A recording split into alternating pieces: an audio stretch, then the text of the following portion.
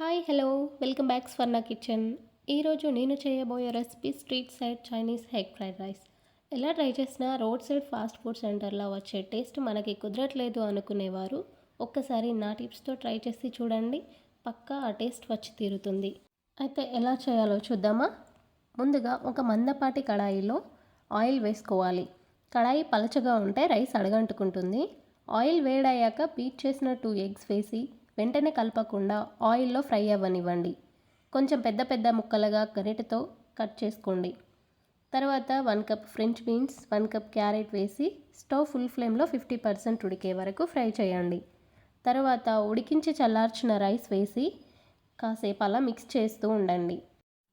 తర్వాత 1 teaspoon salt, 1 teaspoon tasty salt, 1 teaspoon pepper powder, 2 teaspoon vinegar, 2 teaspoon మిర్చి powder వేసి 1 minute అలా mix చేసి 1 teaspoon soya sauce, 2 teaspoon tomato sauce వేసి rice మొత్తానికి కలిసే వరకు mix చేయండి.